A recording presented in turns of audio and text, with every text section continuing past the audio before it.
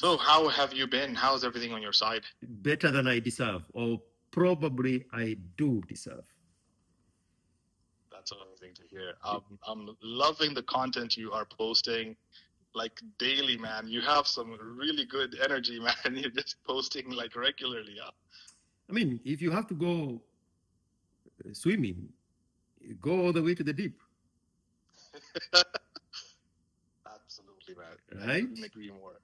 Absolutely, man. Yeah, especially in this game because the competition is fierce. I mean, there's no competition. I don't want you What do to you look mean? at it like that. Mhm. There's a piece of the pie, and there is enough for everybody. How, So, how do you? That's no. Hang on a second. Hang on a second. How that doesn't make sense. uh-huh. Don't you feel like the space right now is oversaturated? Everyone has a podcast these days. Everyone has a YouTube channel these days. How do you stand out? I could not have paid enough money for you to ask me that question.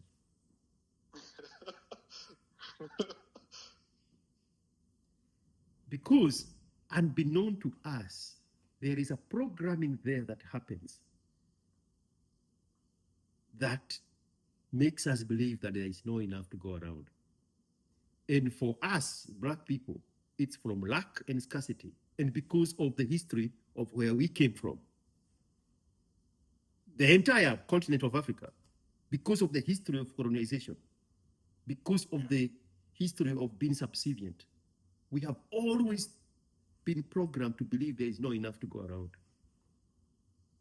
But it is not accurate. I did not exist 20 days ago. Yes? Yeah. Where are those people? What were they consuming before I showed up? So we just opened a new line of production. We did not shut anything down. Yeah. That's the plentiful of the provision of the universe. But we, because of the damages and the traumas of our past, we look at everything as having a diminished value. If you have this, you must be taken away from this. And it will make a lot of sense why the Gen Zs are obsessed with cryptocurrency. They don't even know what I'm going to say next is what is happening. They are obsessed in a game where somebody has to lose for them to win. They have no idea that's what is happening.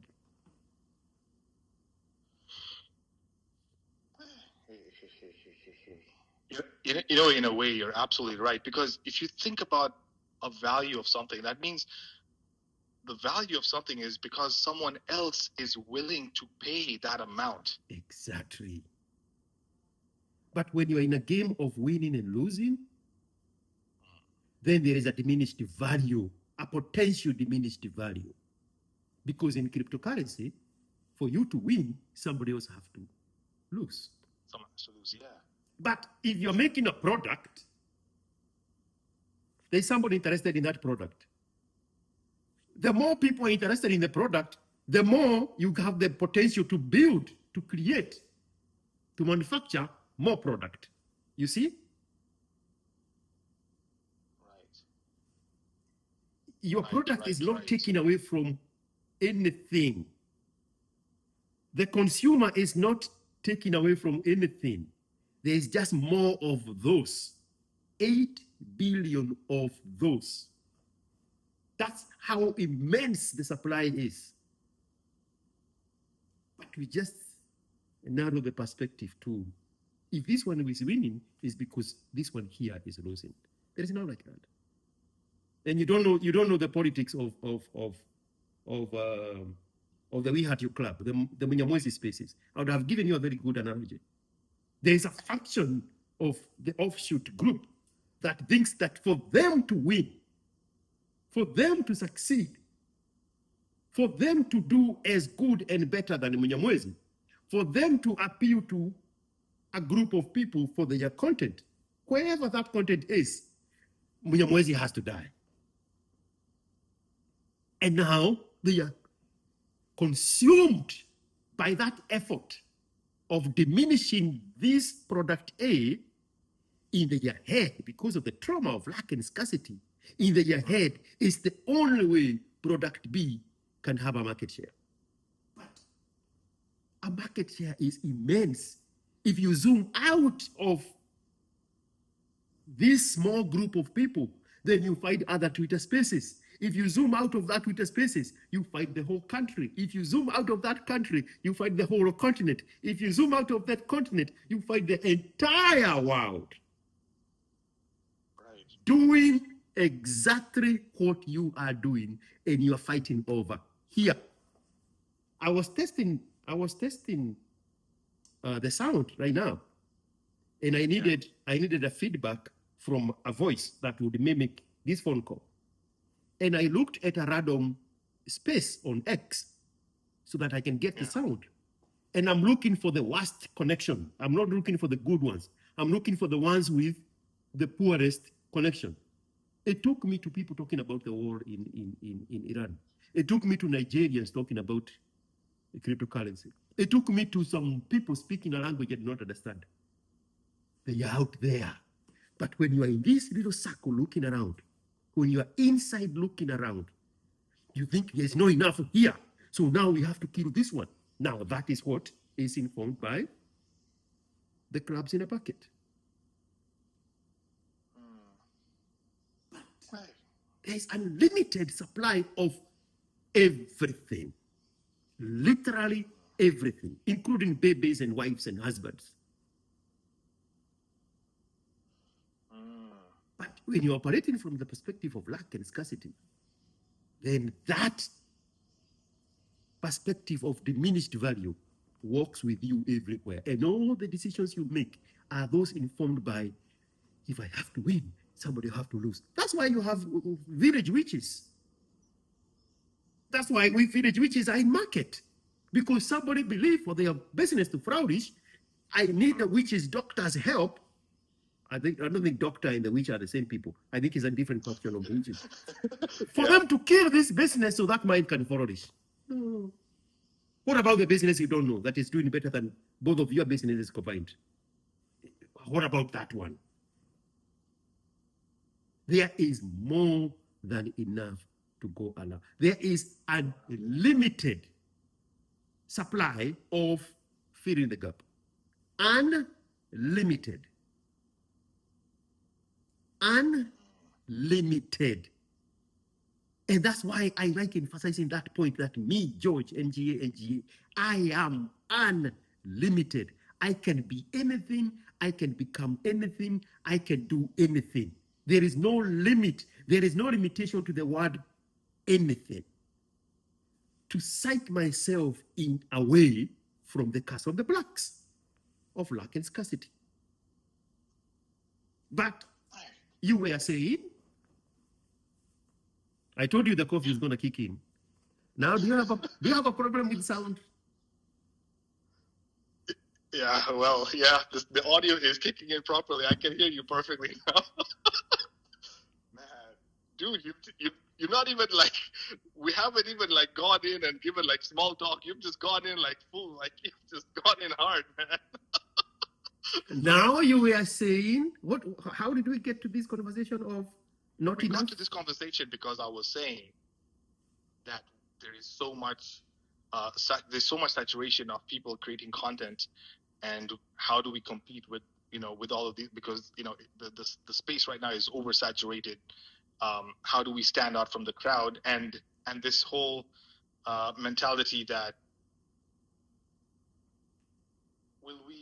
how do we stand out? Basically, is the main like thing that I'm trying to like point out here is like we're trying to create this content. We want to stand out from the crowd. Everyone is creating content these days.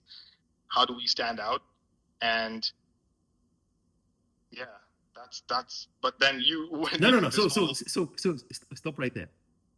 To prove the point that we are not oversaturated, what me and you are doing right now, nobody else was doing. before me and you. So where is the saturation for that? My point was the podcasts and YouTubers in general, right? Let's take it from a YouTubers in general point of view, right? Everyone, I've seen a lot of people creating content these days, and there are so many channels that don't even have a lot of views, but they still post videos daily.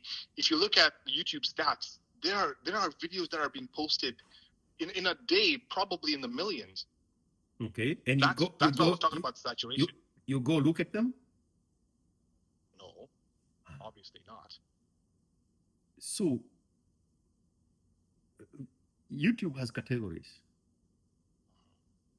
And the safest categories on YouTube, I think, is how to.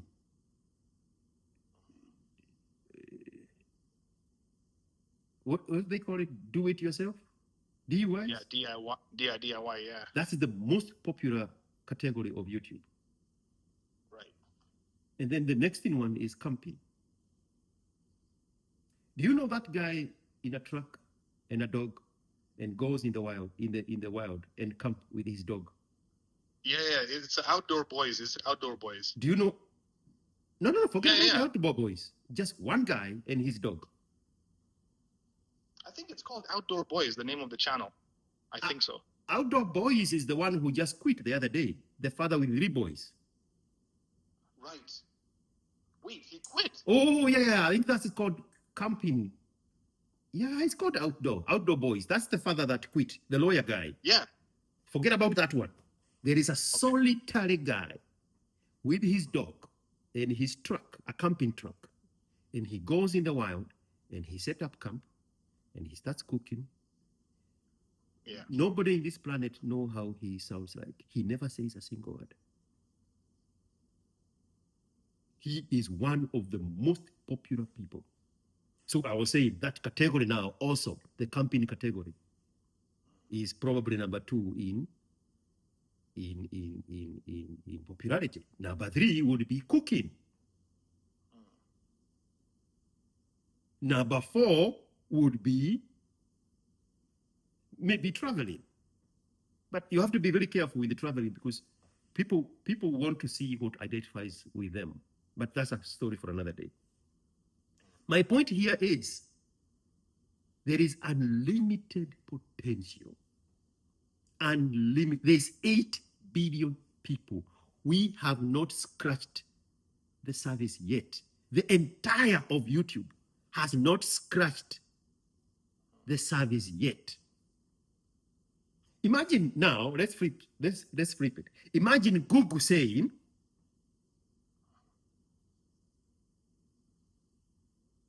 we need to slow down. We have put so many roads on the Google map. It doesn't make sense, right?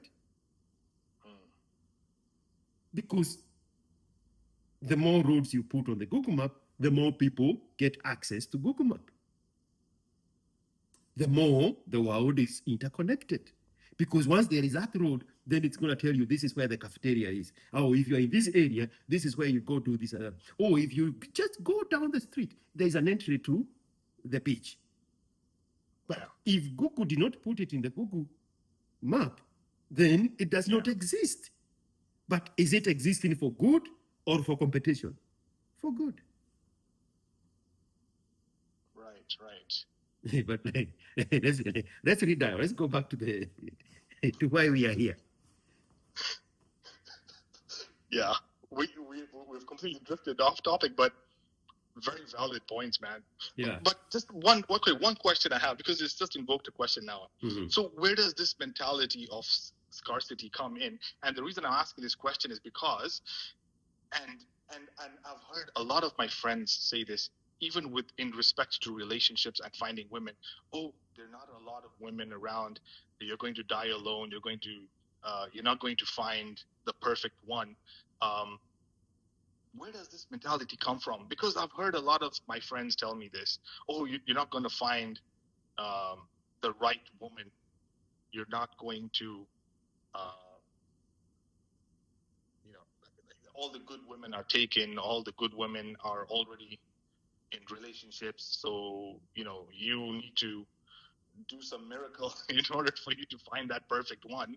And it's like, so where's that mentality coming from? Like that scarcity mentality? Because like you're saying, the scarcity mentality is what's making us, I guess, fight over something that which should actually be unlimited, I guess. You know, let me let you peep into my brain just for a tiny bit. When you are saying that, I was doing a mental calculation between our age differences.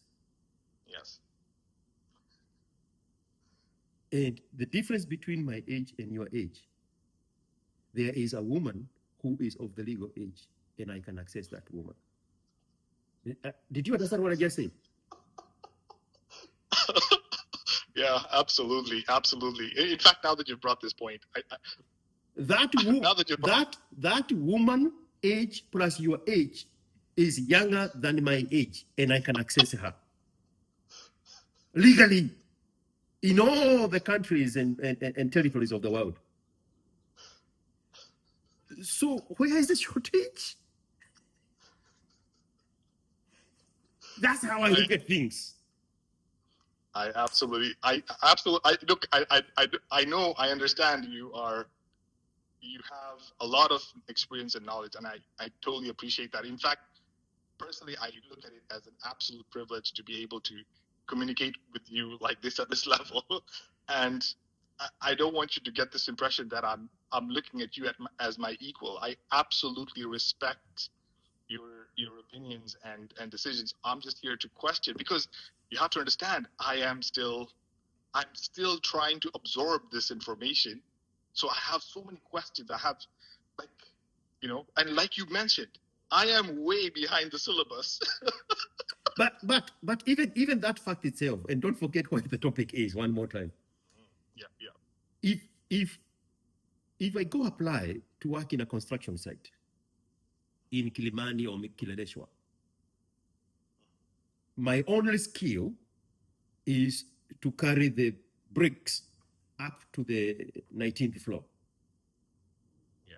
There is the foreman, there is the supervisor, there is the mason, there are the guys that have more experience than I have, that started with the beginning, from the beginning of the foundation of this unit that we are creating. Yeah. But my value is not diminished simply because I have just a tiny faction that I'm contributing to. So when you say we are not equals, but what is my value without your value? What is your value without my value? We are building together. Your part is as essential as my part. In our Christian religion, there is a place Jesus himself said that. He gave a parable of the people who went to work. It's from 7 to 4 p.m. Some showed up at 7 in the morning and worked the entire day until 4 p.m. Others came at 9 and worked the entire day until 4 p.m. Others came at noon and only worked 4 hours. And Jesus said they were all doing the same job, because what mattered is the contribution. So it's not an issue of being equal, it's an issue of you bringing in your ideas, your contribution, and me bringing in mine. And then we combine together and we build this, whatever we are building. Absolutely. Whether it's the parable of Jesus or my parable of the high rise in Kileleshwa. So no, don't diminish the value that you bring to the equation. Absolutely, absolutely. It's more needed than you would think it's wanted. But now let's one more time dial back to why are we here? Yeah, exactly. Why are we here? Mm-hmm.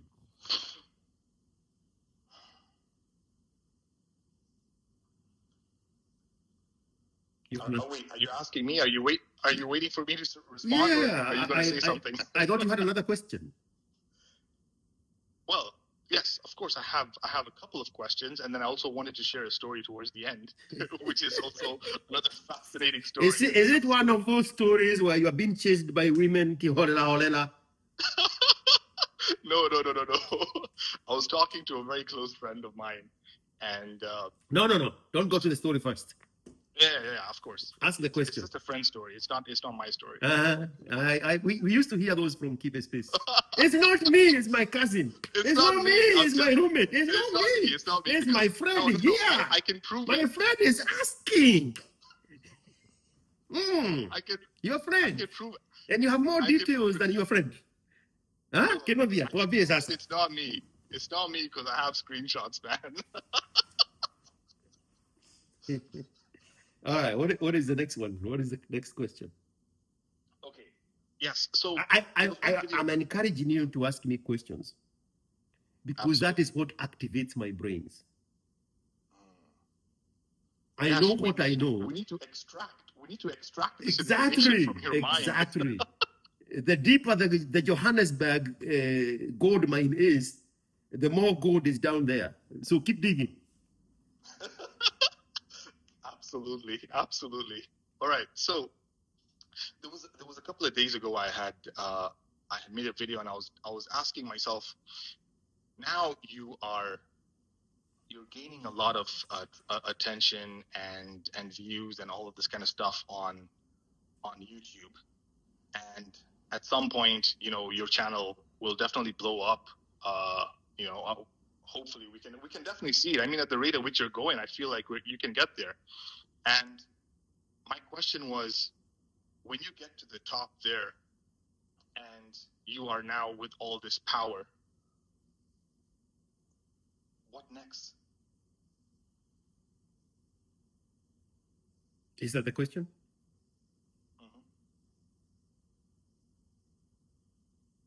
Because you're okay. Let me try and phrase it a different way.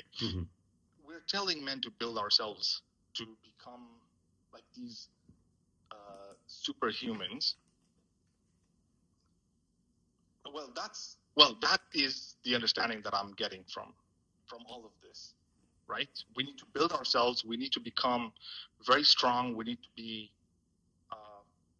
fully aware of our surroundings, fully aware of our emotions, and in control of our emotions.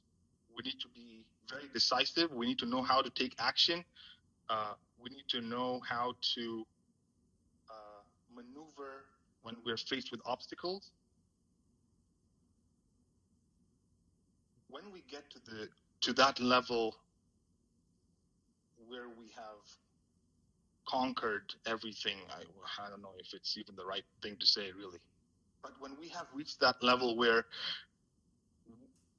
we can attract, because you're saying when a man has built himself, he has that ability to attract the right woman. When he reaches that level, then what? What happens after that? Because I feel some people lets that power get to their head and misuse that power, And I was just given an example with what you were doing with your channel, and I'm not saying you're deliberately doing this, but this was just an example. Like, let's say you have a voice call with me or someone who is not in that position to maybe pay for content. They're still a young kid and they're still trying to find their way through the world and everything, and you're giving them some very good information. But then you take that information and you put it behind a paywall or something, or a members only video. And yes, because you can do that, you've reached that status where you can decide which information you want to share. This is just an example. And now you have this power, but you now say, what, I'm going to share it only with the specific people or something like that.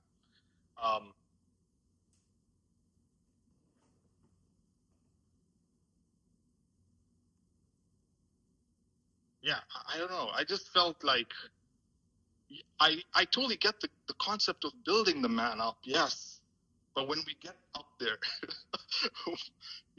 first of all, what's next? And I know people when they get power, they tend to abuse it. They tend to manipulate people around them. So it's a tricky point to be in. I don't know if it makes sense. I don't know if this whole question even makes any sense. I just wanted to know your thoughts of like where I'm coming from.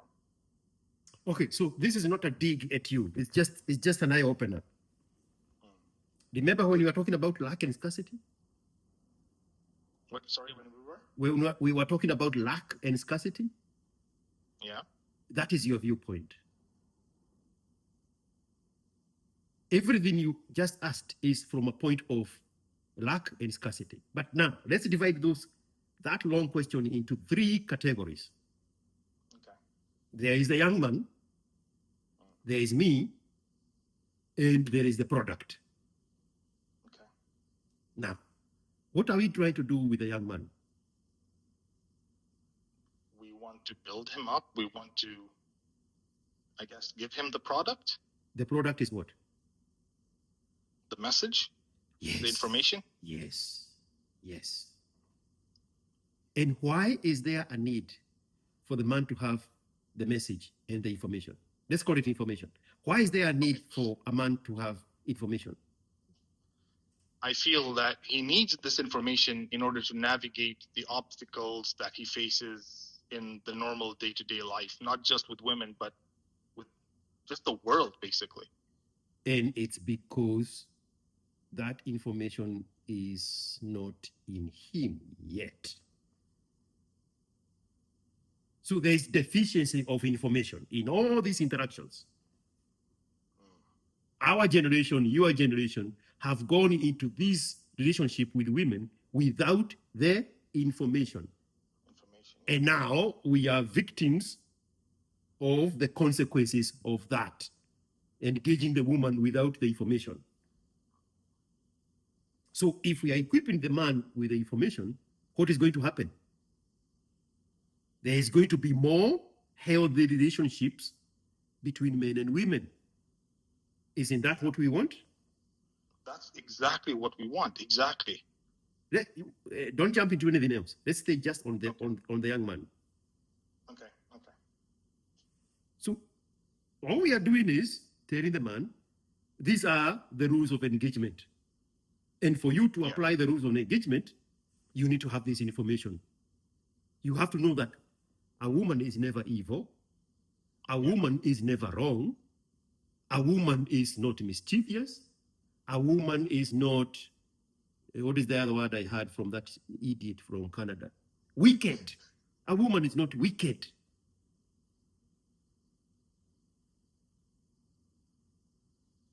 Those words, those labels you are giving a woman is because you don't understand a woman. So how about we tell you something about a woman? That a woman is in touch with her nature. A woman is the carrier of life. Nature has entrusted her to carry life. And with that much responsibility also comes with power. Because responsibility without power is slavery. And so that woman has to be in control of the situations that nature has put herself in.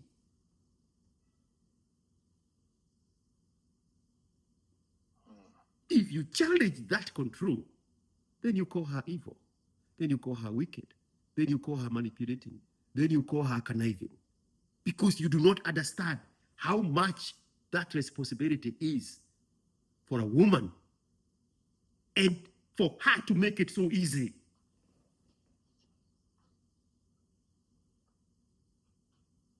And we can only understand a woman if we look at other organisms. If we look at an animal, how an animal adapts to his duty of bringing life in the wild. It has to choose the best mate. It has to choose the best provider. It has to choose the best defender. Pick up whatever animal is in your head right now. And it has to choose the best environment before it can bring life. The essence of a woman, and you can argue with it all you want, is to carry life. That is one thing that men don't have. And so we are telling the young man, when the woman is chewing you up and spitting you out, it's not personal. When she's hypergamizing, it's not personal. When she's monkey branching, it's not personal. She has a very limited window for her to create a situation that is as perfect as she can humanly afford, dependent on the men she has access to, not the men that have access to her. The men she has access to. So she has to continually adjust the level of access, and so therefore, the number of men. There is no guilt, there is no shame to her game. That is just her doing what women do.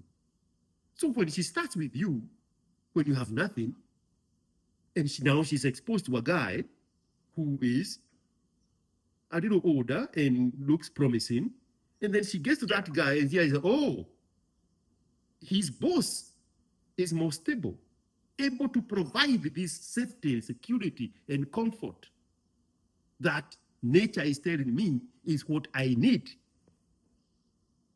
Let me tell you something real quick. If the roles were reversed and the men were the ones given the responsibility to carry life, life would collapse. Men would give up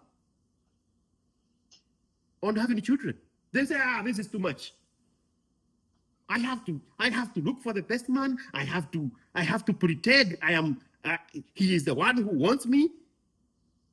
I have to do all these things. I have to figure out which one is better. I have to predict. I have to be an actuary of my own life to look at the dynamics and see where am I best suited 10, 15, 20, 30, 40, 70 years from now. Isn't that what our grandparents did? Yeah. How did my mom know to settle with my dad? How did she do that mental calculation? From the age of 18, she's 85 now.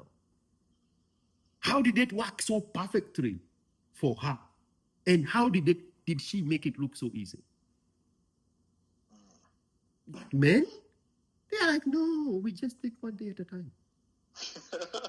Okay, just pause there for a second, but you've just invoked another question within that, and I know you still want to add some more stuff there, but there was just one thing that you had talked about, and you said, yes, we agree that women need to pick the better option.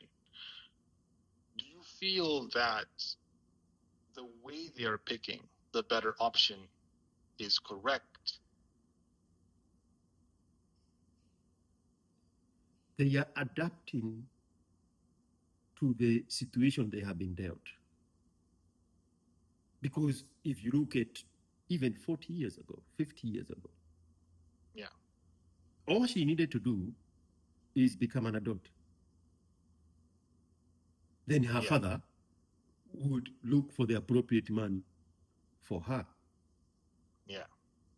Now, fast forward to 2025. She has to go to the clubs. She has to pretend she drinks.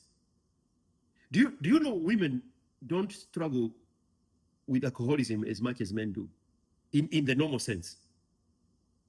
Oh, wow. I have met so many people I have interviewed. Just curiosity. They don't know it's an interview. Just out of curiosity. How did you meet your man? Oh, we met in a club. But the moment she scores that high value man, that's the head of clubbing. Now she goes back to her essence. She starts preparing her nest to raise children for this man that she just called. But she had to go do the dirty job in a club. You see all these cheerleaders of NFL clubs. You see all these influencers. You see all these IG models. You see all these people that put themselves in the face of the most high value man. I was an IG influencer. That's not what they like to do, but that is where the marketplace is for the highest value man. And once they score that man, then they start building the nest. They homestead themselves because that is their essence. So are they doing it wrong? As opposed to what? That's where the men are. That is the environment they are dealt with, and they are the most adaptive between the men and women. So they adapt to the situation that they are dealt with, and oftentimes they still come up at top. And most importantly, they make it look easy. Oh yeah, too easy. You never hear women saying, "Oh, it used to be much better in the day when our elders would select a mate for us." But men are saying that because men are backfooted in adapting to this new set of games that is being played. Oh, back in the day, women used to be in the kitchen. Oh, back in the day, my father is the one who would go out there and talk to his age mates, and they would bring the one they have chosen to the man, because you are lazy. But the woman has a duty to adhere to. She is responding to the universe. She is responding to nature. So the best way to survive is to be the one that survives the most, is the most adaptive one. You look so at basically men have not adapted at all to this environment. I mean, the men are still insisting on the traditional man versus the modern woman. Yes. Yeah. Why? Look at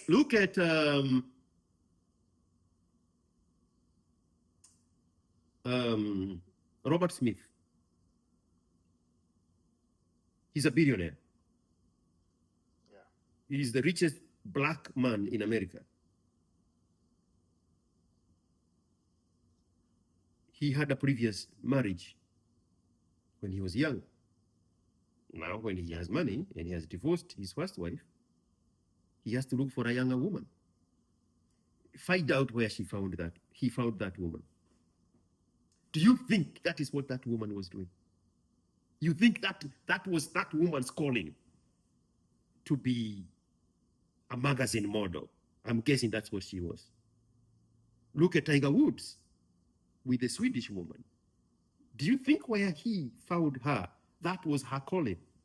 No. Women know how to adapt. They invade men's spaces now.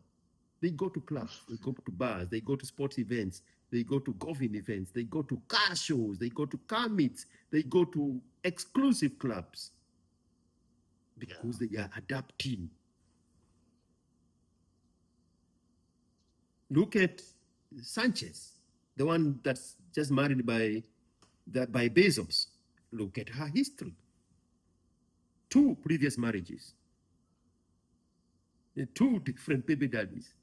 And she is still winning, the richest man in the world. Jiulize maswali mengi sana. Because she has, as a woman, know how to adapt. And she know how to put herself in the proximity of the man. Look at Elon Musk. He is picking up baby daddies from Twitter.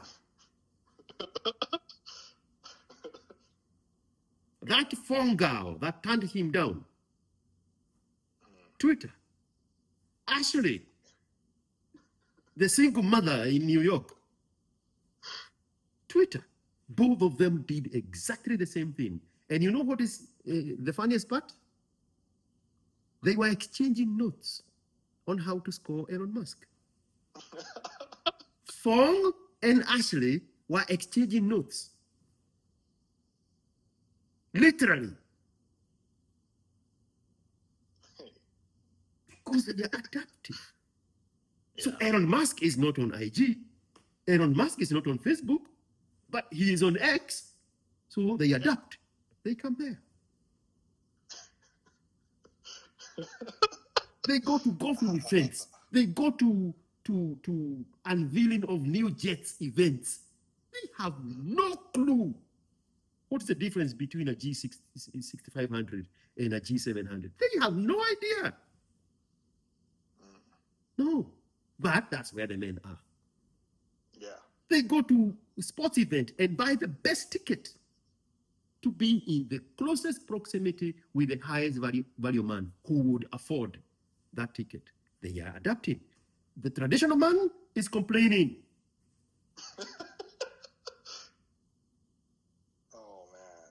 So now, going back to point number one, we need to equip the young man with the information about the woman so that he can craft his own rules of engagement with this woman to eliminate frustration, to eliminate projecting his failures on the woman and start calling her evil and wicked. No, there is no evil or wicked woman ever. There has never been one. When we see them, we call them for what they are. Feminists. Now that's no longer a woman. That now has evolved to something that is no longer a woman. There is no engaging with that one.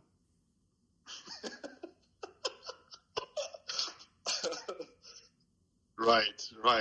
But a woman is a woman is a woman. A woman is going to do what a woman does. Whether you're broken, now that is no longer a woman. Now that's a feminist. Sometimes they do us a favor. They paint their hair bright colors like the toads, the poisonous toads and snakes in the wild, so that we can identify them from afar.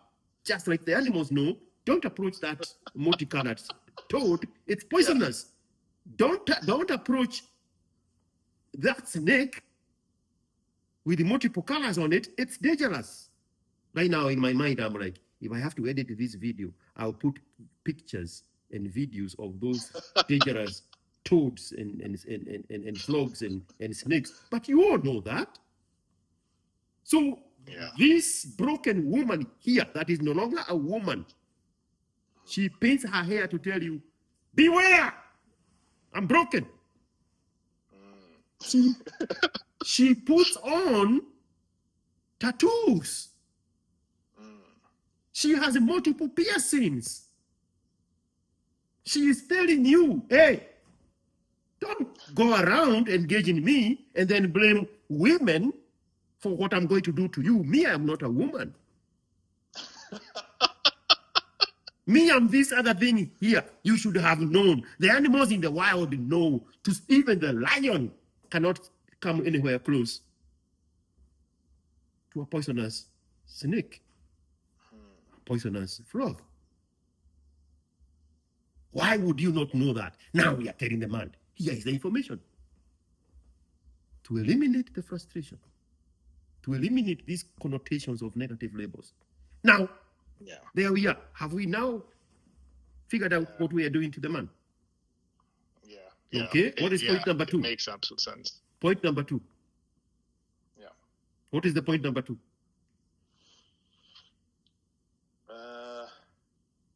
So you touched on why we need the information. Oh, right. So when you get to that level now, when the man has now established himself and now he has the information, now not to abuse that information.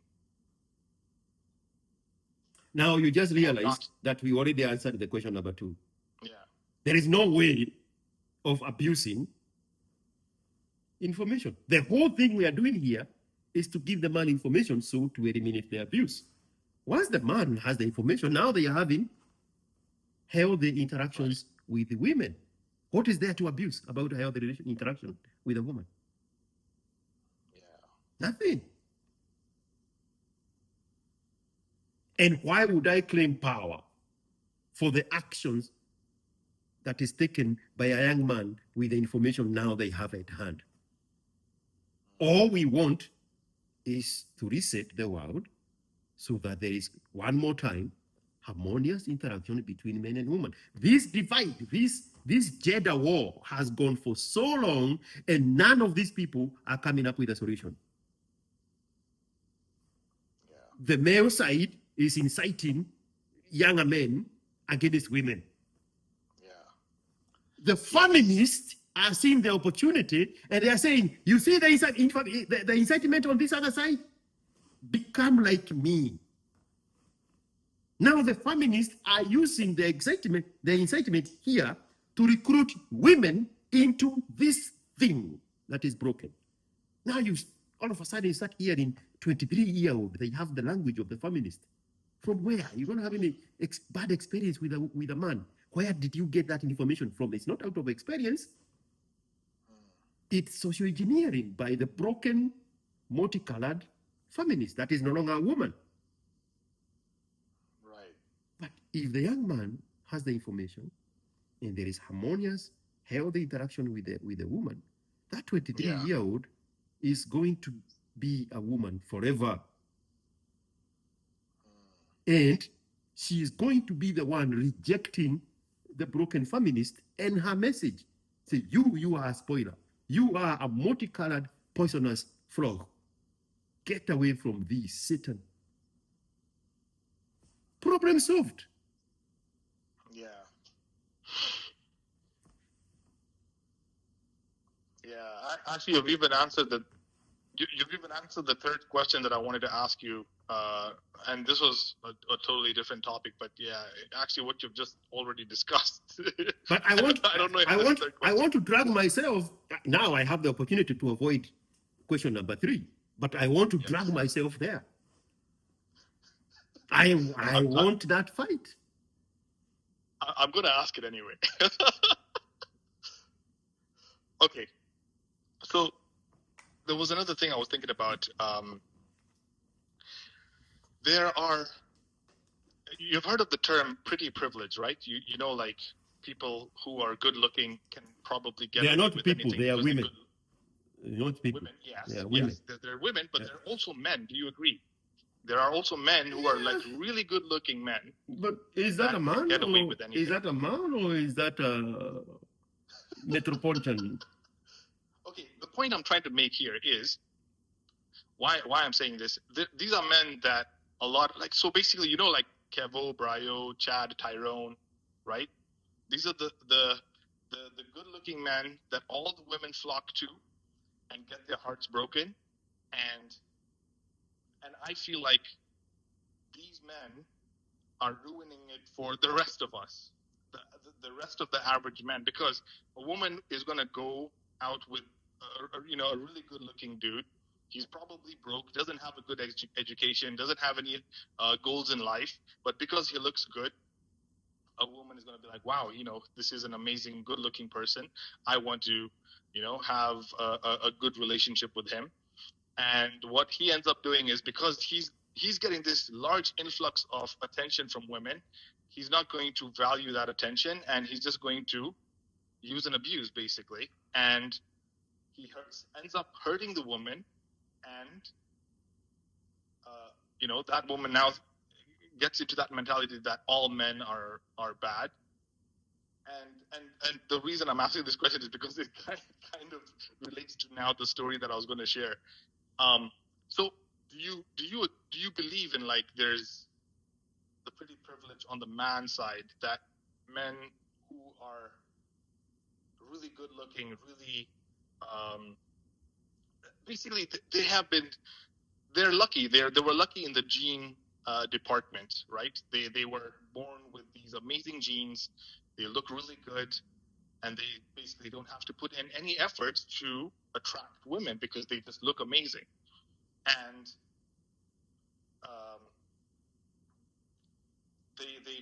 I feel like they ruin it for the rest of us.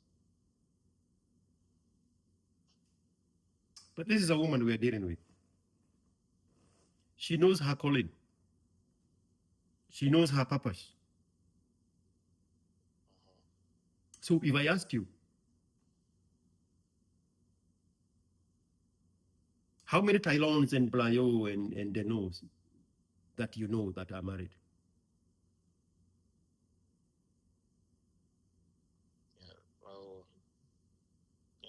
actually they wouldn't be. Okay. How many women do you know that are married to a Brayo and a Kevo? The answer is they are there for a reason. And the women are adapting to the demand of the man. Let's go all the way back. Women used to be married when they were innocent. Yeah. Their first sexual encounter was with their husband. That used to be the norm. Yeah. Now, the modern man wants the woman to know what to do in bed.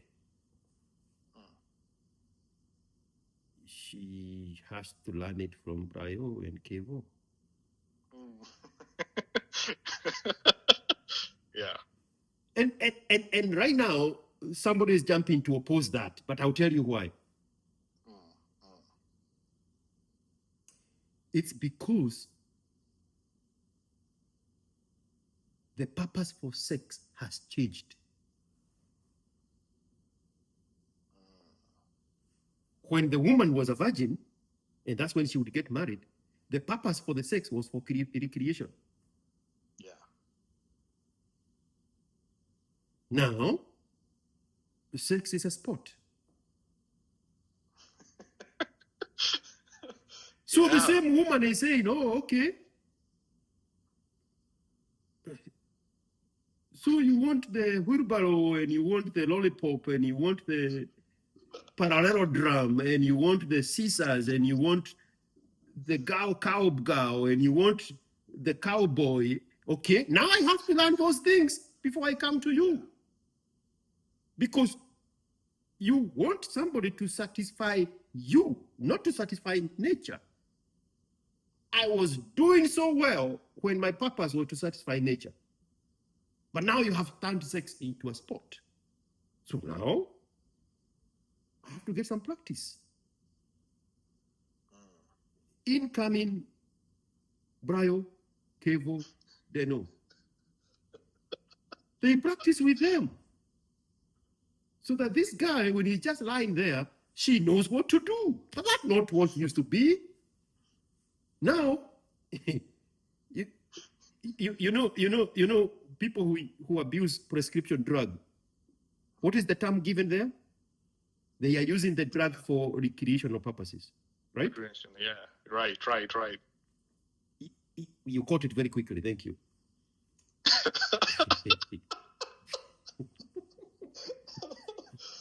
Watch this, right? An 18-year-old is a virgin.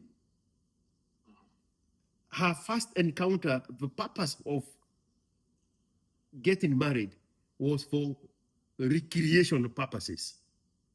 Yeah. Now, the modern man has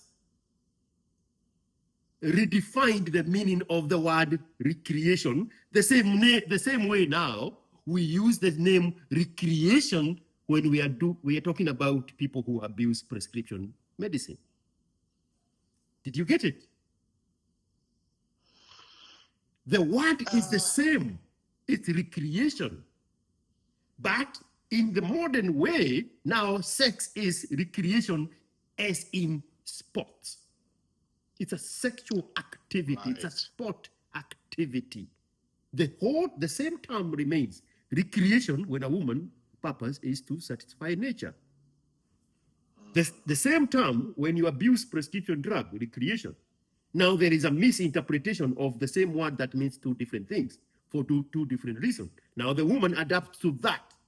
So now you want to treat sex as a recreation, like recreational drugs.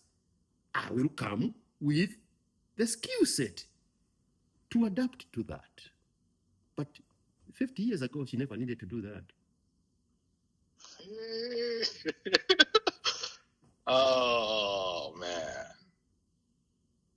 That's why they don't want the conversations about their body count. You made me do it. Why would you now turn around and try to shame me for my body count? You wanted a woman who knows what she's doing. Where did you think I'm going to get this from? So we are not going to have that conversation. Thank you very much.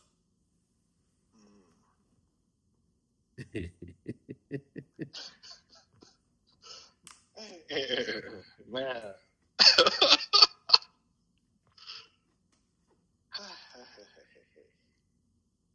I am Interesting. adapting Interesting. to what your new demands are. You are treating sex as a drug, a recreational.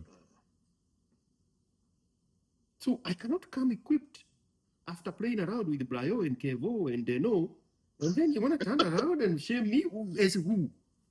Shame on you, boy.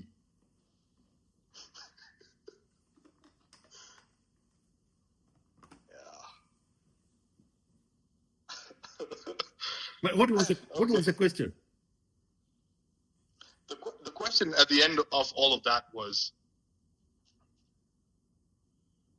they say that once they have encountered Kevo Brayo, now they have this mentality that all men are bad and evil because, it's that pump and dump kind of thing. And then it leads to the average man, the ugly, the medium or ugly looking guys. There is no ugly looking guy, bro. There is a broke guy and a guy with money. End of story. Yeah.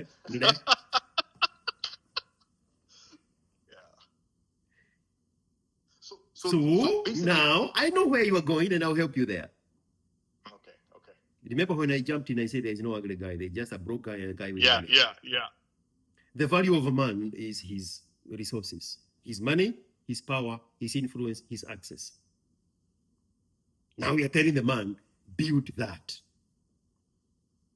so that you can participate in this marketplace of exchange of values, and so that you can access the woman with the highest sexual market value. You can go back to 1950, where the woman had kept herself pure, or closest to that.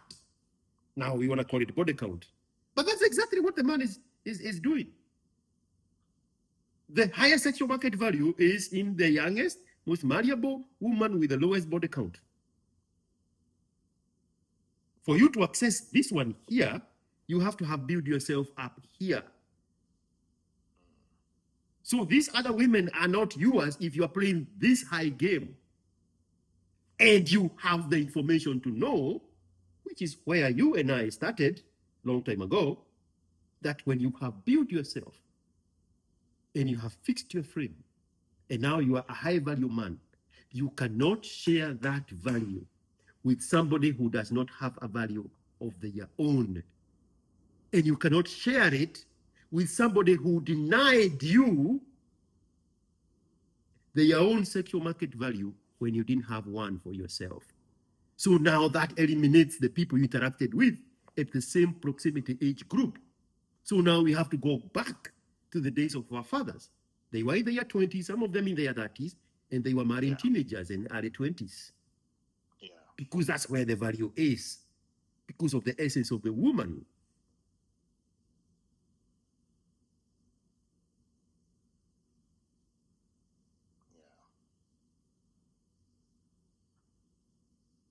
But there is a burning question that you are trying to avoid to say, but you had put it in the list of the 3 questions. The young man, the message, and then me. And you had said something about, I am putting some content behind the paywall. Behind the paywall, yes. I actually want to have that conversation. Yeah, the reason I brought that up was I felt that, okay, the reason why I asked this question was men have already been burnt because of the poor interactions, like we've just discussed, poor interactions with women. They do not know how to maneuver in this world. They have been burnt so many times. Now you, George, have come up, popped out of nowhere. I'm your savior. I will come and help you.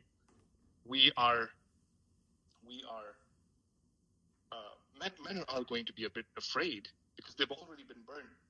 You can only burn someone so many times until they forget to, they don't want to share anymore. And fine, we open up to you, we share this information with you, our stories and everything. But then you you are in a position, you can put this content behind a paywall or put this content maybe to members only or something like that. And then at the end of the day, then who are you helping then? Because it is only the people who have access to money or access to your inner circle that are able to consume that content, and probably might not be the younger men who are just 18, 19, 20, just getting into this world. Because I remember when I turned 18, I was thrown into this world like, you go and find your own way.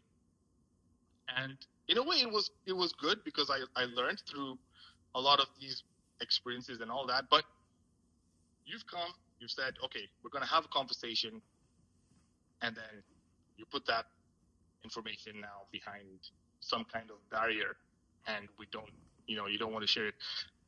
Later on discovered that, okay, maybe you were saying that these were videos that were going to be viewed by your members, and then maybe later on released to the public. I might be wrong there. I don't know. Maybe I misunderstood what you had said in one of those videos. If that's the case, then that makes sense. But if it's going to just be, we're having these discussions and then you put it behind some kind of paywall or members only, and you're not going to release this to the public, then who are you helping? How are we going to get the message out there? How is the young man who does not have access to money and probably not even the internet will get this information? When was the very first time you and I interacted? The first time was, I think, 3 weeks ago or 2 weeks ago. How did that happen? Right. So you posted your WhatsApp number on one of your channels, and you said, contact me, let's reach out, let's talk. Okay. Which I was very, very excited about, because that's why I said, I mentioned this even in the first time, like, there are a lot of men's content out there. They're doing good, but they have million followers and everything. I'm happy for them, but they're not doing one-on-one interactions like the way you and I are. So let's stay on our first interaction. So I put up the number. I say, call me on +1 512 738 6400. You called that number. Yeah. And we talked. Yeah. And whatever the issue you had, you felt like I had addressed it satisfactorily. Yeah. Is that accurate? Yeah. I felt the interaction we had, you really answered basically all the questions that I had. Yes. Okay. Now, if that was the end of the world, would your world have been complete? You went away and now you had clarity, correct? Yeah. If there was no video recording, it would not have diminished the value of our conversation. Remember, I am only talking to one person. Yeah. You contacted me, you saw my number, Yeah. we talked, Yeah. we discussed your point, and you went your way. Complete, satisfied.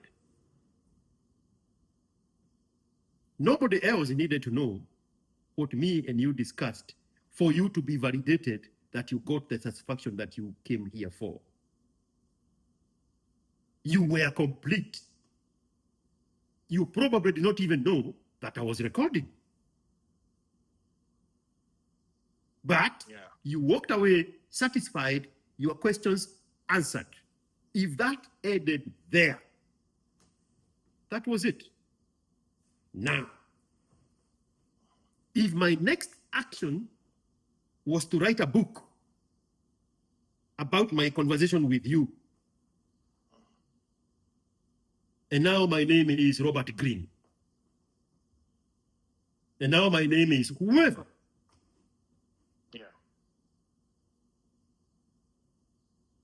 are you telling me because that information came from you, that conversation happened between me and you, I should print those books and distribute them for free so other people can be helped by the conversation me and you had. And if I don't give them for free, those people are going to be sort of charged by the information they did not know existed. Because number one scenario is we sit, we talk, you go out of your way, and you are completely satisfied. I go back to pumping gas at Bazaar Total service station Nakuru. That is the end of that planet. Nobody knew this happened. If a tree falls in the forest and there is nobody to hear the sound of it falling, does it actually fall? Does it actually make a sound? We don't know because we are not in the Amazon forest. Right. But if I go to the Amazon forest with a video and I record a tree falling, and now you see the tree falling and you hear the thunder, the thump of the tree falling. Now you know there is a sound. Right. If you're interested in that video, the same way you're interested in the video of a guy with his dog camping in the wild, or the guy with his 3 sons camping in Wyoming, then that thing now is a product. If my interactions here, I sit down here like a therapist. Therapists don't broadcast their sessions with their patients, but they write books about those interactions. But they go on podcast and reference vaguely those discussions. But the patient in the therapist's office was completely satisfied. She went her way. He went his way. Right. If the therapist now writes a book on a guide on how to overcome the things he knows people struggle with, whether it's marriage or finances or social life, then that thing becomes a product. Are you telling me that now the bestseller book about therapists should be given for free because there are still people out there suffering the same way this therapist is telling us that he had an interaction with one of his patients? Are you telling me that product should be free? No. Yeah, I see your point. Yeah, no, I understand now. You have created a product. The product cannot be free, but you have engaged with the person. The therapist has engaged with the person and solved whatever the problem that patient was having. Okay, I get it. And the people who give coaching services in the corporate world, the people who give talks, Bill Clinton is a very good example. I mean, he's a public figure since he was 28-year-old governor of Arkansas. He has been in public service. So all those talks would be free because he's talking about the things that he was already paid for when he was governor and was president for 8 years. But no, we are not asking Bill Clinton not to charge $250,000 for 90-minute appearance in a talk, because now we know that is a product. And I'll eventually go where we can both agree on. But let me make these abstract examples for a minute. Yeah. That is a product. It's packaged differently as a product. It could be a book. It could be a podcast. Podcast, if you go to podcast right now, you're good. Like my favorite podcast is Shaka Vasdansting. It's an Indian name. Roll with it. And his podcast name is called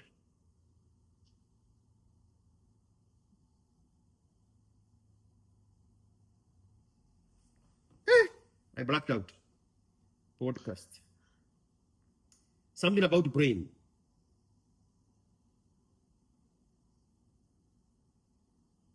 And I'll now get his full name, his real name.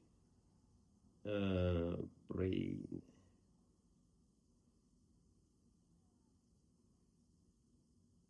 The hidden brain. Okay? Are you with me? I'm with you. I'm looking now for his real name. Shaka Van Shaka Vedans. Why can't I find it? Oh, here you go. Shankar Vedantam. Shaka Vedantam. So when you, this is my number one podcast, The Hidden Brain. I'm interested in knowing why things happen the way they happen in the brain before they happen where we see them. If you go to some of those podcasts, some of those episodes are behind the paywall, but majority of them are free. But some of them are behind the paywall. You have to be a subscriber to his channel. Now, this is exactly now what I wanted to say. Now forget everything I said before that. Okay? You are going to love this one. I told you we cannot come to an agreement. Okay. Are you familiar with Dollar Tree and Family Dollar? With the dollar? There's the American stores, right, look like mini supermarkets. They are called Dollar Tree, and another one is called Family Dollar. Right. Everything there is a dollar. Yes? It's like the pound. It's like the pound shops over here in the UK. Yes, everything is a dollar. You go in there. If I go to our local supermarkets called HEB or Walmart, a bread is $4, the kind I like to eat. Yeah. But the bread at Family Dollar or Dollar Tree is how much? $1. $1. Yeah. If I went to Family Dollar to buy this bottle of water, and I found it's $2.99 because that is the market value at another place, I'm going to start arguing. But this is a Family Dollar. Why is it $2.99? Yeah. It is $2.99 in Walmart. I know that. But this is Family Dollar. Why is it $2.99? It's the same water. It's the same label. Now that is the value we apportion at products. Yeah. You are familiar with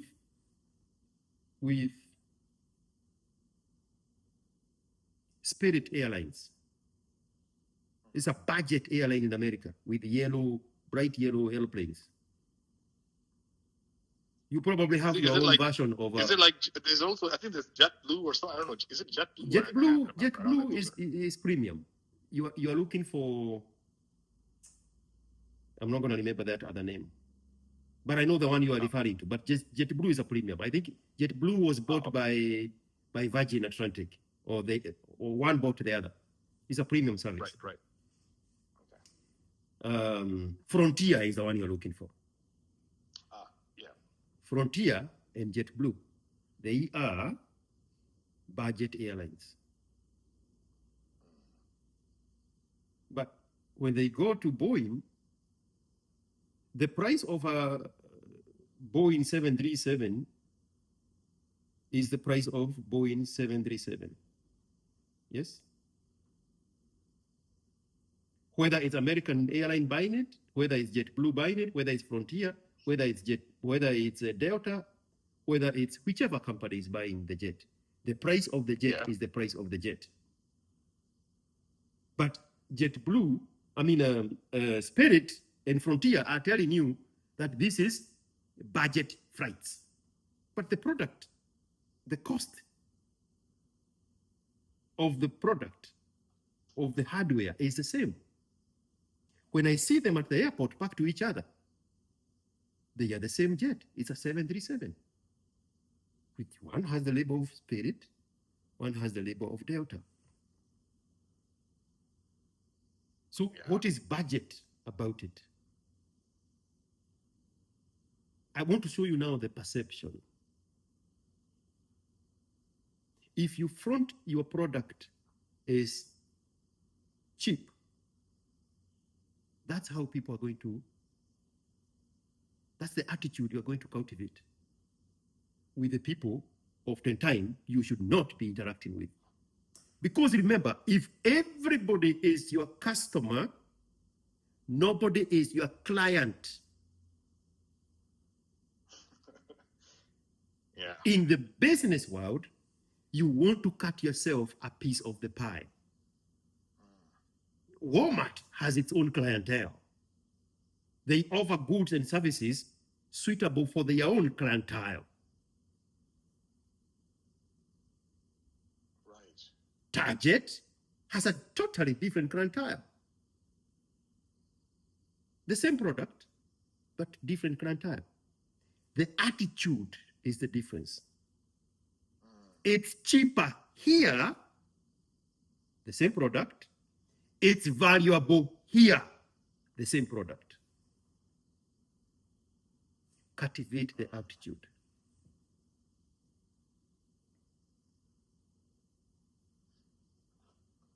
The attitude is the value. If you go to a Dollar Tree because it's $1, then in your head, that is the value of a loaf of bread. But the same loaf of bread is $4 at HEB. What is the difference? Just perception. The HEB do not make their own bread. Family Dollar do not make their own bread. They get their bread from Broadway's, the bakeries, Kenya Limited. But HEB has put value on this product, and Family Dollar has told you you can get it for $1. The difference is the perception. So if you come off the gate with a product that is Family Dollar, 6 months, 6 years down the line, you are going to have a very hard time turning what now has become your clients, not customers, what now has become your clients, telling them, now I'm going to put value in this product. Right. Much later, which is why probably you're not familiar with this. Kenyans, influencers and celebrities, whatever you want to call them, like there's this guy called Ganovia. I've seen some of his content. He tried to put a paywall to his product. Yeah. And the people are which like, was initially free. We and don't accessible. know you like that. And to be clear, he was asking people to send money for his product. Something that Kibe started from the get-go. Kibe created a product and put value in it. And people knew what to do with this product, with the super chats and super thanks and Venmos and cash apps and whatever that monetary value thing is on IG Live.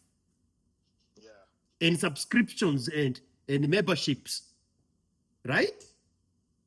Right. Holy crap. This is all making sense. But Ganovia, that did not put value in his product, much later tried to say, hey, by the way, I'm putting now value to the... They are like, no. Yeah. We give you viewership. Figure yourself out. But they're not saying the same thing to Kibe.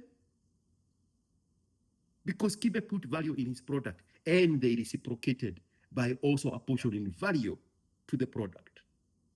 This is Delta Airlines. This is Spirit and Frontier.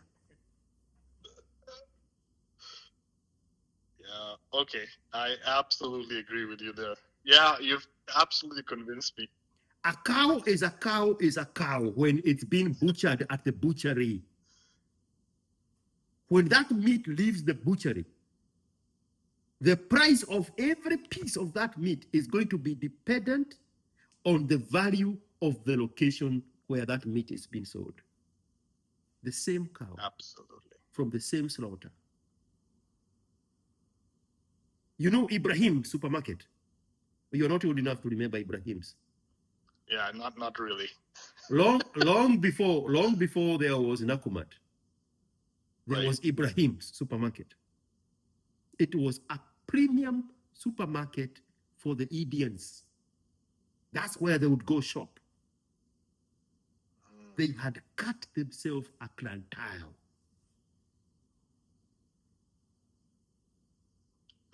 They had basically already set the standard from the beginning. It's like the Apple tax, basically. Apple have set a standard, and they're saying this is the value of our product. Oh man, this is all making sense, man. The problem QuickMart is having is because they are trying to occupy a market share of Nakumat and Tuskys. Right. But they started off as convenience stores in gas stations. Right. That's how people still see them.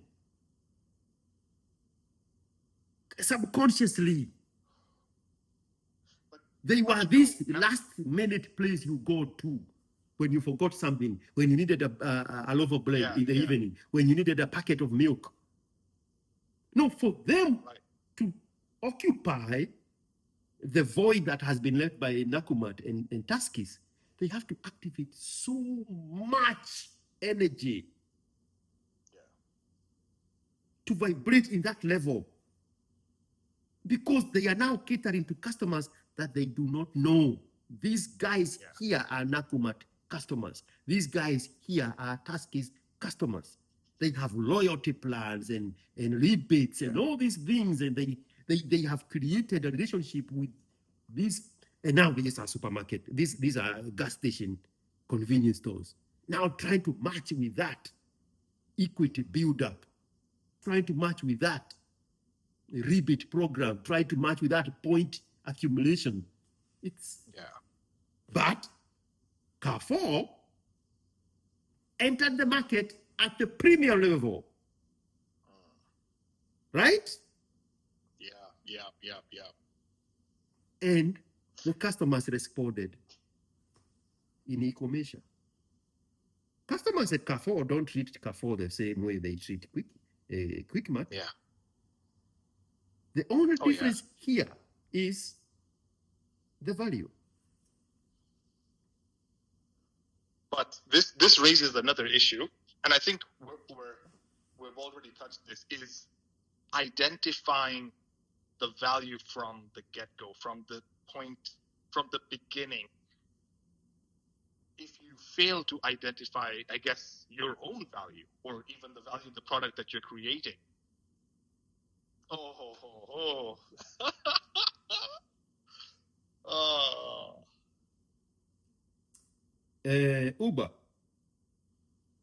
Uber capitalized on the failures of taxis.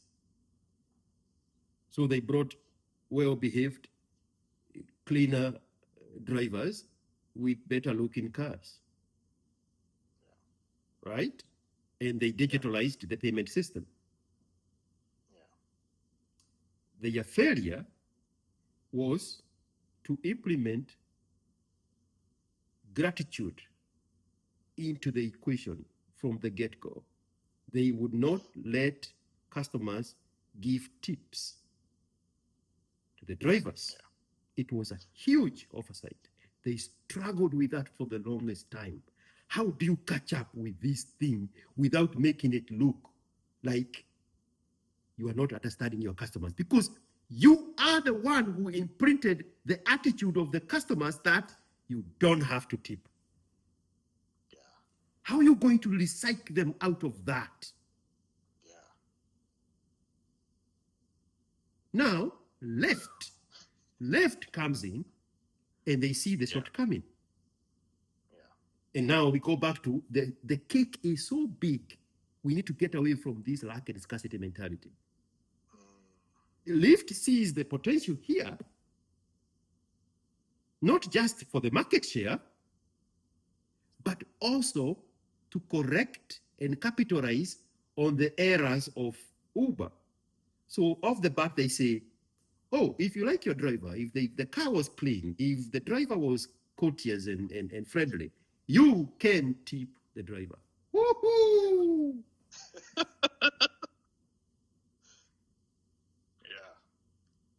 All the drivers flocked to Lyft. Now I'm talking about the North American, because you don't have Lyft in your countryside. Yeah, we have Bolt, we have Uber. Yeah. Now we go to Tinder. Tinder is a masculine app where the man is in control of the relationship. But the woman is, well, the other way around. The man is responding to the changing situations of the dynamics of the modern man. So this masculinity here was having a glitch, because a woman wants to be a woman. She still wants to be an independent woman. She still wants to be in control. She still wants to feel like she's not being treated like a subject. She still wants to feel like she's not being hunted like a wild animal. She's not an antelope simply because she's in a lump. And she still wants to maintain her pride. She's there for desperation. Let's not forget that. But women are very good at hiding desperation and covering it with this attitude called pride. So when this masculinity, the man, is approaching the modern woman is like, have you been living under the rock? That's not how you talk to a woman.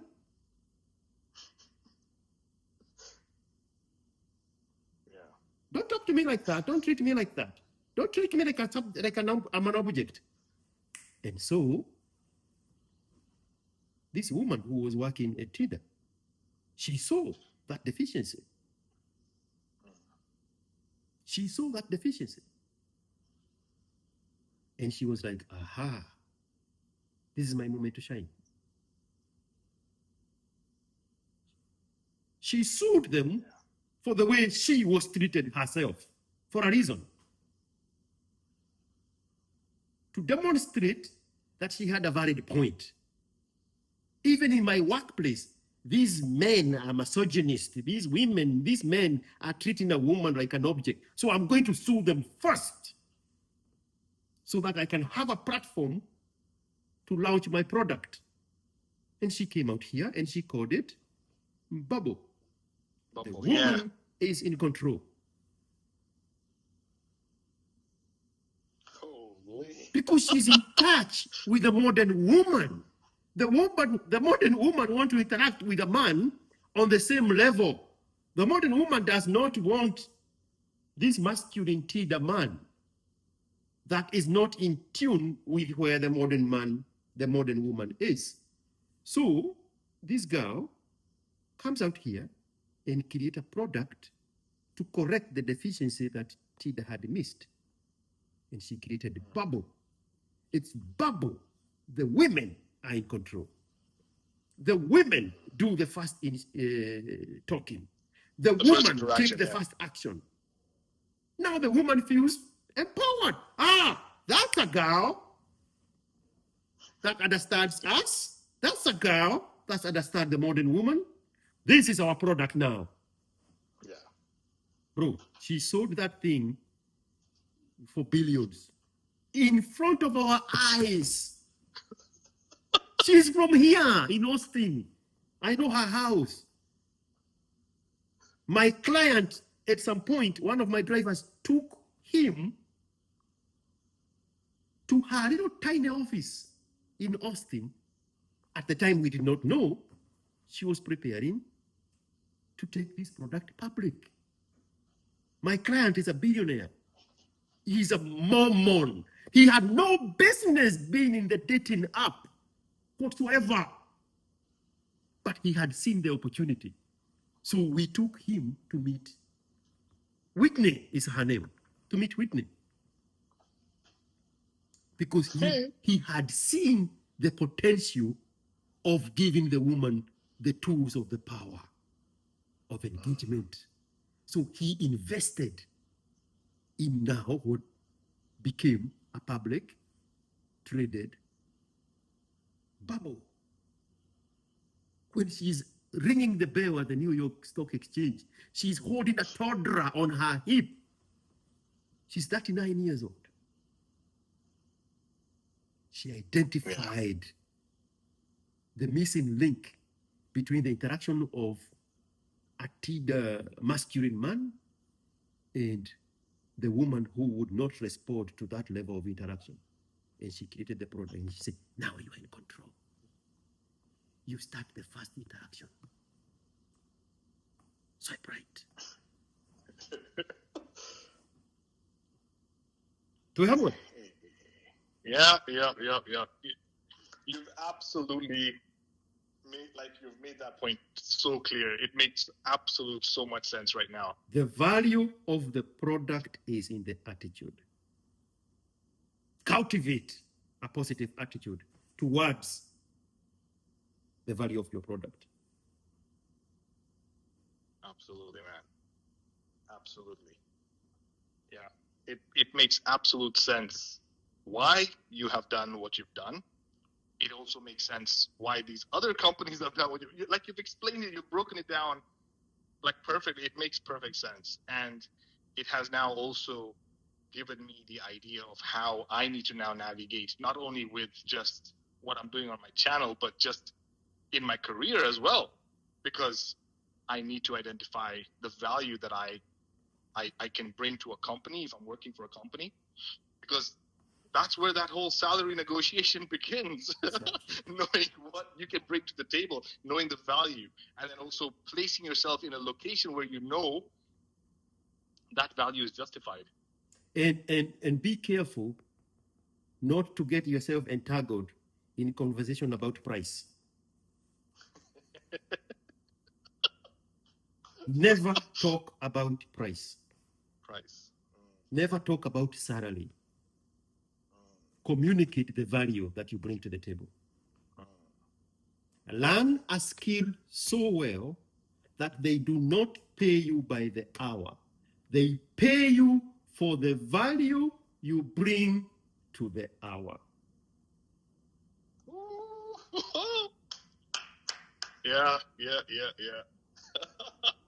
You took time to perfect your skill.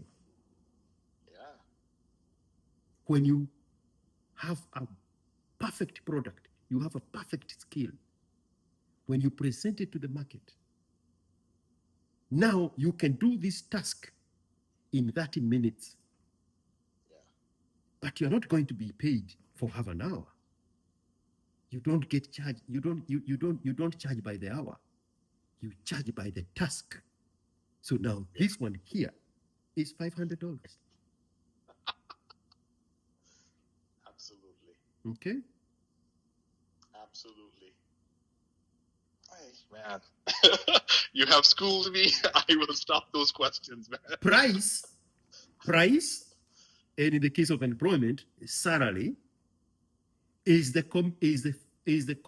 conversation you are having when you do not have value. Price is the conversation you have outside of value. I learned that from Vusi Debekwayo. Price is the conversation you have outside of value. Do not talk about price. Communicate value. So now, if I say,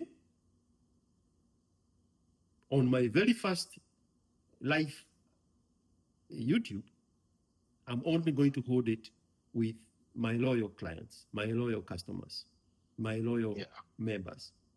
So become a member to participate in my lives. That's what I'm going to do. Yeah. Which now takes me to thank my loyal clients that I have crafted from the world of multiple customers. I go in there and I cut my own cake. Yeah. My members, I'm going to read it in the order of seniority from the very first one member. My very first member is Sheikh Gitongu, Mr. Kibuiku, Rashid Muhammad. Rashid Muhammad is very good with super thanks. Nice. Then there is Malik 2313, And then there is Clifford Otindo. Thank you so much, Clifford. Kennedy A. Louis Joroge. Trevor Olwotch. There is a T on the word Olwotch. Trevor Olwotch. Kearan Juguna. Jenga Njeru. Eric Gitahi. Fidel Owen. Joseph Ndichu. Java Wiz. Samuel Mutune. Tony Silva. Duke of E10. Big K Tube. That's Big Bugs Theory. Sheriff Mustafa Sheriff. That's another super thanks guy. Nice. Daniel Mungai Juguna. My private channel. That's somebody's name. One Me. That's another person's name. Robert SFDC.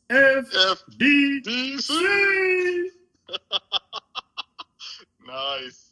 And then there is Abyssinia Dental Center. That is Wasike. Jobless. Now, these are clients.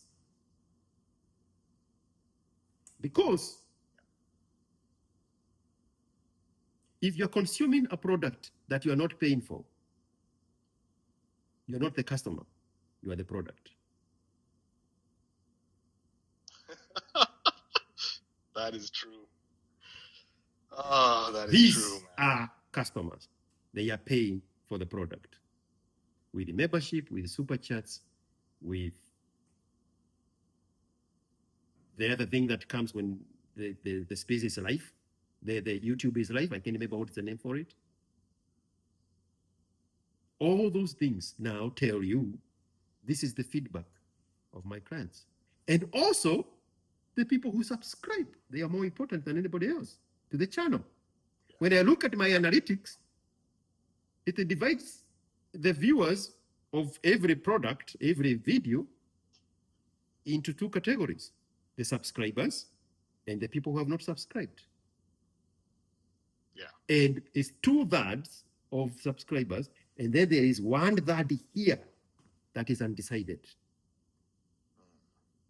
As I appeal to my subscribers, I'm not going to compensate the value of the product they have already attached themselves to, but I'm also going to appeal to them that have not subscribed so that they can also enjoy and attach the value to the product, so that they are not sitting on Frontier and Spirit Airline. They are here with JetBlue and Delta and British Airways. Tuhamwe. Absolutely, man. Yeah, absolutely makes sense, man. Okay. I didn't want to avoid that question because it was important to put those things in that perspective. And yeah, it has really opened up my mind as well, because yeah, it's going to make me attack basically everything that I do now with a totally different mindset now. It makes absolute sense. You can run a dollar tree and farm $1 and sell everything for $1.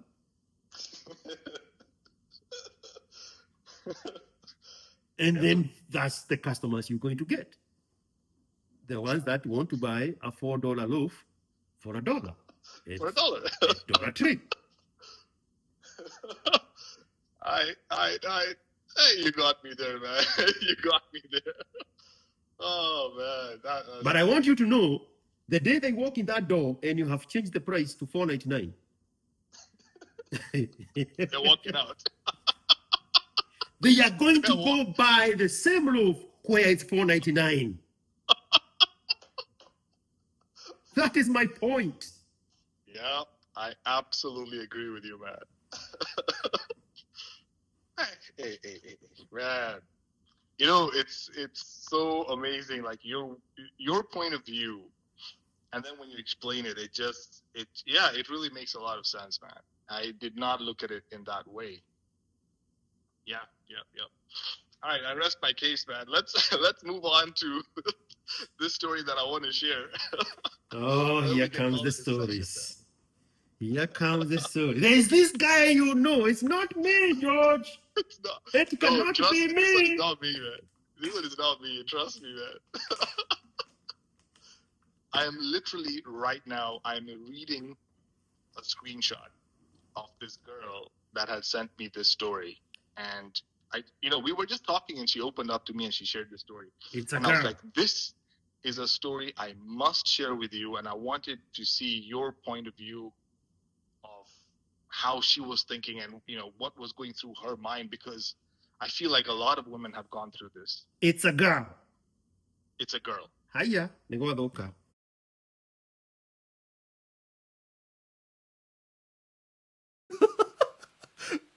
So this is her story. This is her story. Okay. So I'm going to read exactly what she sent. So I was shown dust one time. I almost went into depression. Some time back, I was seeing a guy. I was 100% with him. I did most of the things because he wasn't working. He was struggling with school fees. He hadn't completed school. So I didn't mind even paying for our dates and passing him money under the table when we were out with our friends so that they didn't know that he didn't have money. I always wanted to make him feel like he's still a man, even through his struggles. So it was his sister's birthday one day, and she invited me. It was a house party. So, like, we drank that night, and he blacked out, and so I slept with him in the living room. So, at like 6 in the morning the next day, the doorbell rang, and she went to open it and found this drunk girl at the door. And the drunk girl says she's just a friend of her boyfriend. And she says, okay, come in. And she insisted that she wanted to sleep with them. And at that time she was saying, I was like, weird, but it's okay. I called his sister. She was like, it's easy. She knows her. So when this guy wakes up, which is her boyfriend, when he wakes up, he freaks out, and the girl is also there with her. So apparently the girl was his ex, that they were back together, and she didn't know. So that day I had a road trip with my friends. So at like 9, they came back to pick me up. I forgot my phone in the house. Then I remembered I had to go back. So when I was going straight to the rooms to get my phone, when I got there, everyone started acting weird. They didn't want me to go inside. I was like, what's up? No one was saying anything. So I went inside, and what I saw, they were basically her boyfriend having sex with the ex. I just got my phone and I left. People expected some drama, but I'm not the drama type. I just left. I never loved smoking weed, but that day I don't know my blunts, and no, I don't know how many blunts I smoked the whole trip. Now the worst part is I was stupid enough to get back with him when his ex left for the States. Now, there's a second part to this to this story, where she says that even after she got back to him when the ex left, she still broke up with him and ended up with a different guy, and then they decided to have a child together. I mean, this was a complete, total mess from the beginning, because when I read this story and she was telling me that she was with this guy even when he was broke, and she wanted to help him, and she did help him financially. In my mind, I was thinking, but why? I thought women would pick men who are at the finish line. This guy hasn't even started the race. How does she end up with this guy? And she knows very well that he's not really doing well. He's still struggling to pay his school fees, to be honest here. Why would she be with this guy? And then even after she caught him cheating with the ex, she still got back together with him. I'm like, make this make sense to me. I know we say that it's it's in women's nature to pick the best. They go out there to look for the best, but how do you explain this? And this is not the first girl I've heard this story from. So a couple of things are happening here. How do we end up in a situation like this?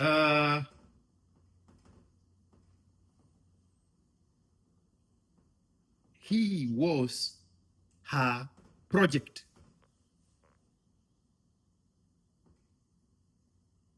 Okay? He was her project. Yes. She wanted somebody she can build and create and shape and change and support in her head. But that's not natural for women. Yeah. When you're giving me the story, you said women wait at the finishing line for the winner. Yeah. So she adapted this very unnatural state of the one providing for the man, of the one covering the man's shame, covering the man's brokenness. Right? Yeah. So, and we're not going to dwell so much into it because we don't know her story. Yeah. She is responding to a trauma in her life that informed her that the results of the outcome of that trauma would have been different if the female figure put a little bit more effort in fixing the man. That's what she's responding to. And we have no idea what it is. I want you to understand that in abstract. Whatever trauma she went through, whether it's her parents or somebody close to her, she internalized it and said, if only the woman in the picture would have put more effort to cover the shame of the man, then the outcome would have been different. It has to come from that kind of trauma because it's not natural for a woman to do that. Okay? Right, right. Now, let's pause her for a minute. The guy here, as well-intentioned the actions of the woman are, Yeah. his own interpretation is being emasculated. It's not unnatural for a man to depend on a woman. That's why even when they go to a restaurant with her friends, she has to pass the money or the credit card under the table because they both know it's not natural. This is an abomination. And that action itself, that state of being, emasculates the man. Which is why he still gravitates to the woman who saw him as a man, as a provider, whether even that provision is sex from this other woman that does not know him that way. They relate in the level where he is. This woman has treated him as a project that she can build him to become better. That other woman relates to him in that level of brokenness, if that's what you want to call the financial brokenness part of it. So, remember, a woman's needs are directly proportional to the value of the source of her provision. That other woman had made peace with the value of the source of the provision of this guy. So they were having a good interaction. And even when they broke up because of this project, she still came back. Because that's where the appropriation of the value of the source of her provision was. This woman here is doing something unnatural because she is treating him as a project that she can fix.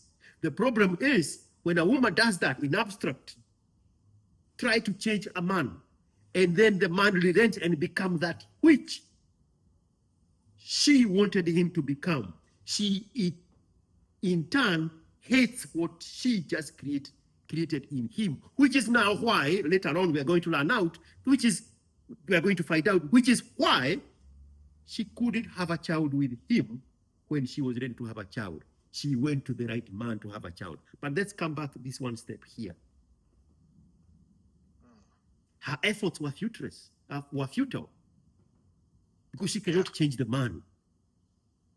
It's having a negative effect, and the outcome from that which she is inputting, that man is continually getting emasculated. And there is nothing worse than a man who is shameful because of their socio-economic status. And this woman continually reminds him of that. You can shoo a man into building himself up inside of a relationship, but you cannot compensate for that provision because you are a woman. You are touched with the source. You can improve, you can manipulate the value of the source, but you cannot compensate. You cannot replace because you are a woman. You are to be provided for. That other ex, she had made peace with the socioeconomic status of the guy, which is why they came back together. Now, when this woman get angry because the ex came back and left, she still came back. But this time, she had a mission. She wanted to finish what she had started. The ex disrupted the process. Remember, if a man relents and allow the woman to change him, he is going to turn into that which he believes the woman wants him to turn into. And then when the woman sees the product of what she just created, she resents that. Follow me closely what I say next. Yeah. She came back to finish the project so that she can have that moment of resenting him. She wanted to finish the product, and the man become what she wants him to become, so that she can look at him and hate him for being so weak, for being so spineless, for being so irresponsible, for being so indisciplined, for not being a man, and the feminists add, enough. She needed to see that final product to enable her to move on to the next guy, the right guy. She could not have moved on without first accomplishing this mission here. This is my project. I was turning him into something that I will eventually in the future resent, because the only way to compensate for this unnatural act of me being the source of the value of the provision is to emasculate him so much to a point that he turns into what I want him to turn. And that will give me the opportunity now to resent what I have just created out of him. It's the only way I can move on. So that's why she came back, even after fighting him with the ex, to accomplish that, to get that for herself, because that's the fuel she needed to move on. That's why she swallowed her pride and came back to get that. She wanted to recite him. It was not about anything else other than that project she had started. She needed that to get over him so that she can now go to the man that she had a child for.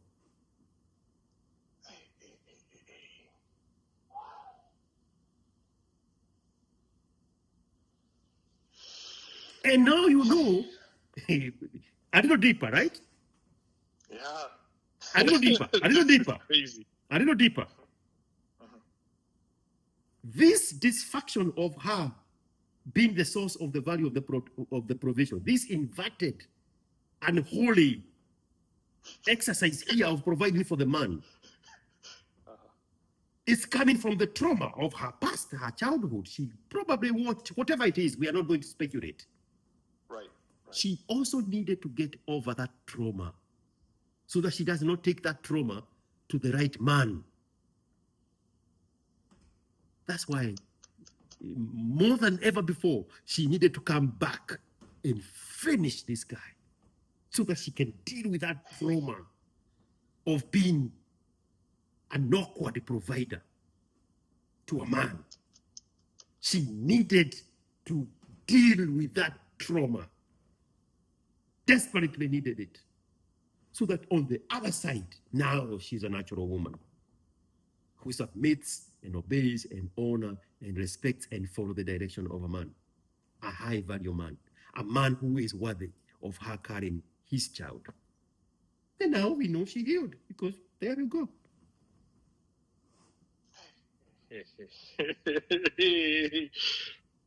What?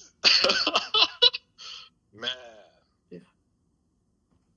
It's never about the woman. It's everything about the woman. A woman is not wicked. A woman is not evil. A woman is not bad. A woman is a woman. That's now we go back to square one where we started. Equip the man with the information. Enough for him to form the rules of engaging with a woman. Because the woman is not going to change. Changed it to what? She changed it. If she changed it because she's broken. Now she's a feminist. Who wants to deal with that? Yeah. But we want a woman as a woman. True. Don't ask the woman to change. Just get the information. I keep quoting Cesar Millan, celebrity dog trainer. He says, no, I don't train dog. I train humans. I rehabilitate dogs. We want the man trained.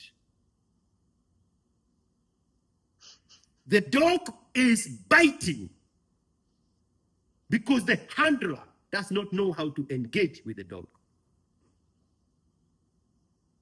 You cannot rehabilitate a dog if you don't know, if you don't have the training on how to handle the dog. So now you're going to blame the dog for biting. You're going to blame the dog for chewing in the couches. You're going to blame the dog for peeing and pooping everywhere. You're going to blame the dog for all these things, but you are the problem. You don't have what it takes to rehabilitate a dog. Get the training from Cesar Millan.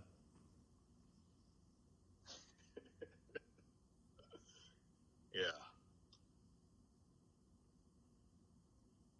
There's nothing wrong with the dog. Yeah. Nothing. And you can change the word dog for the B word. Same animal.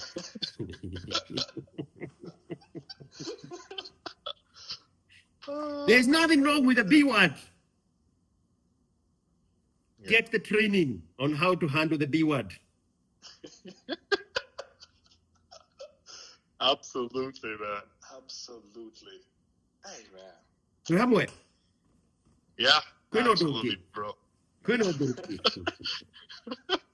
I really appreciate it, man. Dude, you have really, really opened my eyes as usual, man. Every conversation I have with you is an absolute eye-opener, brain wrinkler, basically. Hey, man. Anyway, I think these were the only things that I wanted to touch on, and obviously from the story as well. But once again, it has been an absolute pleasure. Like, I cannot stress this enough. You are this vault, a gold mine of information, and it's an absolute privilege to allow us to pick pick that gold. So I really do appreciate it, man. You've really put a lot of things into perspective. Yeah. And now I'm going to go into my own bubble and rewatch this and literally just internalize it and just be like, wow. I mean, there are even certain things, even from the beginning when we just started this call, you just mentioned that just flew over my head, and I need to go back and watch them and be like, hey, I just missed something here, But wow. Let me say something else that I came up with not too long ago. When I'm confronted with the idea of the red pill and the manosphere, it was so unsettling for me. Yeah. I couldn't. People say I agree with some of the things, I don't agree with some of the things. For me, it was not that. It was not agreement or disagreement. It was just it's like Whitney looking at Tida and saying they are missing something. So I need to come up with bubble. It's left looking at Uber and say they should have started off with the tipping option. It's not that the logistics and transportation and the engagement of the drivers and good cars and all the discipline in it is wrong. No, it's not about that. So it's not about the manosphere. It's not about the red pill. Here is what I saw. So I had to come up with my own interpretation of what is red pill. And I say, red pill is application of logic in relationships with women so as to diminish the effect of emotions in decision making. Yeah. Absolutely. Most relationships are based off of emotion. Yeah. On both ends of the gender. Red pill, whether they know it or not, they are just trying to activate logic.